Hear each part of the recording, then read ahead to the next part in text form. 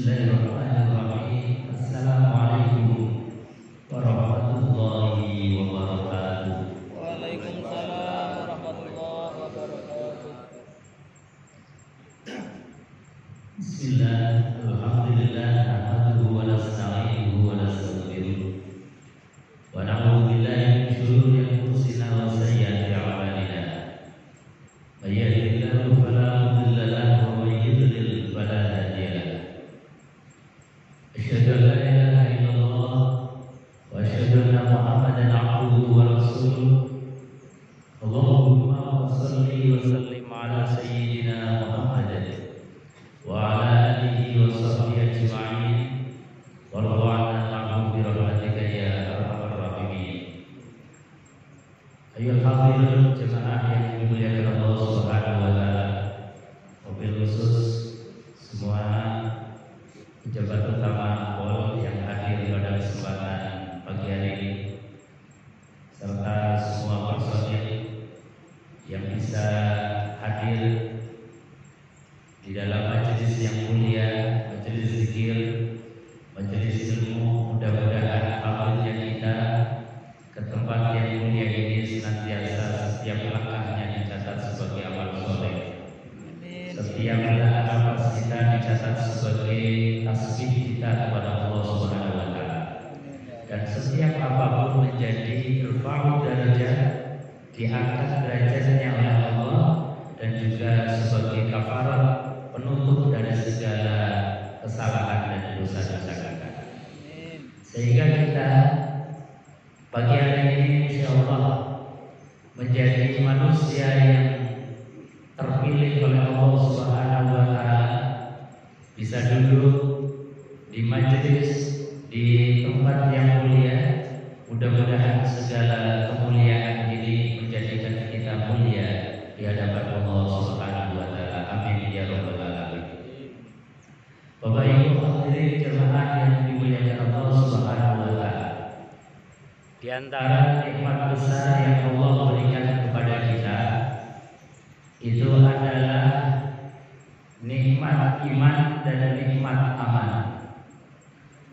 Nikmat iman adalah nikmat yang tidak bisa kita beli, tidak bisa kita cari, karena iman adalah given, pemberian Allah Subhanahu wa taala. Karenanya ketika kita dihadiahi sebuah nikmat terindah, nikmat yang bisa menyelamatkan kita dunia dan akhirat, wajib hukumnya kita untuk menjaga sampai akhir hayat. Karena tidak semua makhluk ini diberikan kesempatan yang sama. Sama-sama manusia, sama-sama hidup, sama-sama sehat, bahkan mungkin sama-sama jadi personil Akpol, tetapi tidak semua kemudian diberikan oleh Allah nikmat yang namanya iman. Kenapa nikmat iman ini menjadi penting? Karena iman ini sebagai landasan dasar. Jadi iman, percaya kepada Allah Subhanahu wa taala, ini adalah legal standing kita. Sah dan tidaknya kebaikan kita ini diukur ada iman atau tidak. Bahagia atau tidak diukur dari iman atau tidak. Masuk surga itu diukur dari iman atau tidak. Jadi sekali lagi, baik dan buruk itu ukurannya bukan karena orang itu suka membantu kita, suka nolong kepada kita, tidak. Tapi ukuran baik menurut Quran, kata Tuhan, laisal birra an tuwallu wujuhakum qibala al-masyriqi wal maghrib. Tidaklah kebaikan itu kita ibadah menghadap arah timur atau arah barat. Tapi yang namanya ibadah, walakinnal birra man amana billah. Tetapi kebaikan itu diukur dari ketika kita beriman kepada Allah Subhanahu wa taala. Jadi kalimat tauhid dengan kita mengucapkan asyhadu an la ilaha illallah wa asyhadu anna Muhammadar Rasulullah itu adalah legal standing kita di dalam hidup. Legal standing kita sah menjadi orang baik. Kenapa ketika orang belum mengucapkan syahadat, belum dikatakan baik, meskipun dalam status sosial, hubungan sosialnya ini baik, suka menolong, care dengan orang lain, ada kesusahan bantu, ada apa-apa bantu. Tapi kenapa menurut Quran belum dikatakan sebagai orang yang baik? Karena kebaikan dalam kacamata manusia itu adalah kebaikan yang semu. Karena apa? Mereka ketika berbuat baik melupakan zat yang memberikan dia bisa berbuat baik. Kenapa orang non-muslim atau orang yang belum bersyahadat meskipun baiknya luar biasa di dalam kacamata sosial kita, kenapa menurut Quran belum diberikan stempel kebaikan? Karena kebaikan mereka anggap bahwa itu adalah jeripayah dari mereka sendiri, bukan karena Allah Subhanahu wa Ta'ala. Jadi seolah-olah ketika mereka membantu, seolah-olah dia membantu karena dia mampu. Padahal ketika membantu, uangnya dari mana? Hartanya dari mana? Ketika beliau berjalan, ini berjalan kaki, itu yang memberi siapa? Yang memberi hidup siapa? Yang memberi oksigen siapa? Jadi seolah-olah ketika dia berbuat baik, kemudian menutup daripada kebaikan hakiki, yaitu Allah Subhanahu wa Ta'ala. Maka sekali lagi Bapak Ibu hadirin jamaah yang dimuliakan Allah, orang boleh dikatakan sebagai orang baik manakala hatinya ada iman. Buktinya iman itu apa? Pertama, lisannya mengucapkan asyhadu an la ilaha illallah wa asyhadu anna Muhammadar Rasulullah. Jadi secara hukum itu menjadi sah. Legal standingnya ini menjadi sah secara hukum. Gambarannya gimana? Ada orang misalnya dia lahir di Indonesia. Dia lahir di Indonesia, hidup di Indonesia, bekerja di Indonesia, aktivitas di Indonesia. Tapi dia tidak punya KTP. Hanya karena tidak punya KTP, maka urusan menjadi susah. Bahkan dia secara hukum belum diakui sebagai warga bangsa Indonesia. Sama, kita berbuat baik apapun, tapi ketika kemudian tidak ada legal standingnya, yaitu kalimat tauhid la ilaha illallah Muhammadur Rasulullah, maka ini akan menjadi tertolak. Makanya Allah sampaikan walakinnal birra man amana billahi wal yawmil akhir. Yang namanya kebaikan itu harus ada pondasinya. Pondasinya apa? Iman kepada Allah dan iman kepada Rasulullah, iman kepada malaikat, iman kepada kitab-kitab Allah, iman kepada hari akhir, iman kepada takdirnya Allah Subhanahu wa Ta'ala. Baru menjadi sah keimanan. Baru dikatakan kita itu kemudian menjadi orang baik atau menjadi orang jelek. Bapak Ibu hadirin jemaah yang dimuliakan Allah Subhanahu wa Ta'ala. Maka kewajiban kita ketika kita ditakdirkan menjadi orang yang beriman. Sejak kecil kita dilahirkan dari seorang ibu yang beriman, dilahirkan dari seorang ayah yang beriman, dilahirkan dari komunitas orang yang beriman. Jagalah iman ini, legal standing ini kita bawa sampai akhir hayat kita sehingga kita diwafatkan dalam keadaan husnul khatimah. Bapak Ibu hadirin jemaah yang dimuliakan Allah Subhanahu wa Ta'ala. Namun keimanan ini Bapak Ibu harus kita kemudian waspadai. Kadang-kadang ada keimanan yang palsu, keimanan yang bertepuk sebelah tangan, keimanan yang pengakuan diri sendiri. Ketika kita mengaku iman, ternyata imannya dianulir oleh Allah Subhanahu wa taala, tidak sah, tidak dianggap. Dan ini yang harus kita waspadai. Jangan-jangan apa yang disinyalir di dalam Al-Qur'anul Karim, apa-apa yang diberitahukan di dalam Al-Qur'an, ada orang yang mengaku iman.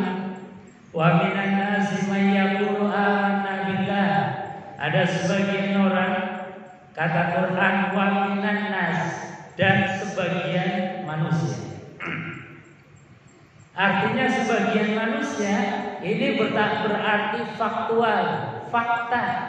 Memang dalam kenyataannya ada orang yang ngaku iman, tapi imannya ini enggak diakui oleh Allah Subhanahu wa taala. Nah, karena Quran yang mengatakan wa minan nas, dan sebagian manusia, maka para ulama ahli tafsir ini memberikan saran kepada kita, hati-hati. Jangan sampai kemudian kita masuk dalam wa minan nas ini, sebagian manusia, karena ini bentuknya adalah informasi yang valid dan nyata. Dan memang di dalam kehidupan kita ini yang memang nyata banget.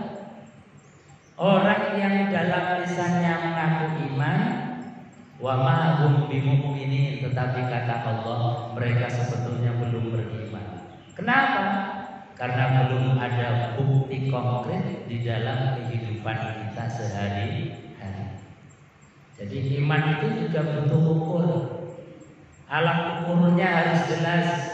Makanya kita butuh ngaji supaya kita tahu bisa mengukur kadar iman kita ini seberapa. Karena kalau kita yang mengukur iman kita ini orang lain, pasti kita akan marah. Iman kita diukur oleh orang lain, kita pasti marah. Kita sudah ngaku iman kok dikatakan belum iman, pasti marah. Makanya sebelum kita diukur oleh orang lain dan kita nggak ingin diukur orang lain, kita punya ilmu untuk mengukur diri kita sendiri. Kira-kira iman kita ini sebatas yang bagaimana? Makanya baginda Rasulullah SAW ini memberikan ukuran-ukuran keimanan dalam kehidupan kita sehari-hari. Gampang saja kata Rasulullah. Kata Rasulullah, "Man kana yu'minu billahi wal yawmil akhir fala yu'dzi jarahu." Barang siapa yang mengaku beriman kepada Allah, beriman kepada hari akhir, maka jangan sakiti tetangga. Ini penting. Setiap kita pasti punya tetangga. Tetangga di rumah, tetangga kita di tempat kerja, tetangga kita di dalam bermasyarakat, tetangga kita di dalam bernegara. Jangan sekali-kali menyakiti tetangga. Itu Rasulullah. Jadi tetangga ini ukuran iman kita. Jangan sampai kita bertetangga sampai diem-dieman, tidak pernah bertegur sapa, bahkan kemudian saling membenci, saling menzolimi hanya karena mungkin batas tapal tanah kita atau sebab hal yang lain, kemudian jadi problem sosial kita. Ini jangan sampai. Maka sekali lagi Rasul mengingatkan, ayo berbaikan dengan tetangga. Jangan pernah ada konflik dengan tetangga, apalagi tetangga kita saudara, apalagi tetangga kita orang tua kita. Jangan sampai tetangga kita orang lain pun, berakidah beda dengan kita pun, atau orang yang memusuhi kita pun, kewajiban kita adalah berbaikan dengan mereka. Titik, kata Rasulullah SAW. Kalaupun kita misalnya pengen membalas sesuatu yang pernah dilakukan oleh tetangga kita, balaslah yang sepadan. Jangan pernah melebihi apa yang pernah dilakukan oleh tetangga kita terhadap kita. Ini Quran, ini ajarannya baginda Rasulullah SAW. Yang kedua, maka yu'minu billahi wal yawmil akhir Falyukrim dhaifah. Orang yang ngaku beriman kepada Allah, di antara buktinya adalah memuliakan tamu. Jadi tamu itu sebetulnya bukan karena kehendaknya sendiri. Itu sebetulnya adalah amanat dari Allah, petugasnya Allah datang kepada kita mengukur kira-kira kita ini imannya bagaimana.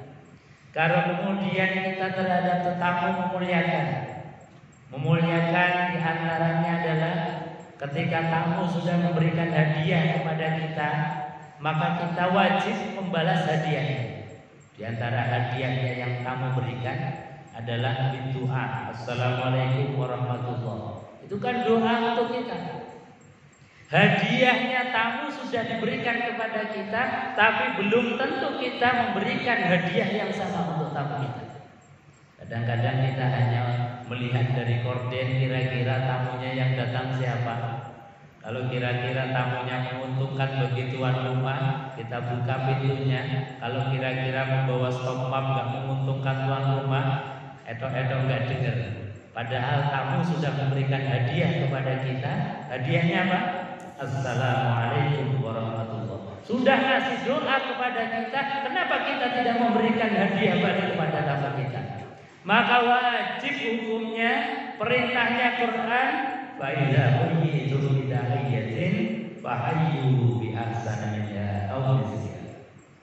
Ketika kalian diberikan penghormatan, penghormatan itu macam-macam, bisa penghormatan dengan doa seperti tamu kita. Fahayyu, maka perintahnya Quran, maka balaslah penghormatan itu biahsan dengan yang lebih baik. Au misliha, minimal sepadan. Jangan pernah mengkorupsi apa yang telah diberikan oleh tamu kita. Apalagi sampai kemudian menghardik, apalagi sampai kemudian berkata-kata yang kasar. Itu bukan mencirikan sebagai orang yang beriman. Jadi hati-hati. Jangan sampai kita ngaku iman, guru-guru ada tamu, kita nggak mampu untuk memuliakan, dianulir iman kita oleh Allah Subhanahu wa Ta'ala. Kelihatannya sepele, kelihatannya ini hal yang lumrah dalam hal masyarakat, tapi sekali lagi Rasulullah memberikan barometer ukuran-ukuran iman dalam kehidupan kita sehari-hari. Makanya ketika kita kedatangan tamu, bergembiralah ya Allah, alhamdulillah Engkau telah mendatangkan supervisor untuk mensupervisi iman saya. Maka saya akan tunjukkan kepada Engkau ya Allah bahwa Engkau memerintahkan melalui lisan Rasulmu untuk berbaikan kepada tamu, maka pasti akan aku muliakan. Ini adalah ciri khas orang yang beriman. Dan orang tua kita dulu di dalam rumah tamu ini luar biasa. Padahal saya yakin orang-orang tua dulu nggak tahu hadisnya, nggak tahu Qurannya, tapi dalam aplikasi kehidupan sehari-hari luar biasa jempol. Nilai-nilai Quran, nilai-nilai sunnah Rasulullah SAW itu diterapkan dalam kehidupan sehari-hari. Bapak Ibu hadirin jemaah yang dimuliakan Allah Subhanahu wa Ta'ala. Namun saya kelihatannya tenggorokan sudah mulai kering. Karena ini habis dari luar kota istirahat. Kalau diteruskan kayaknya mau ngeser. Tapi mudah-mudahan sekelumit yang saya sampaikan mengingatkan kepada kita bahwa jaga iman kita. Mudah-mudahan iman kita diakui oleh Allah Subhanahu wa Ta'ala. Amin. Allahumma amin. Kita tutup.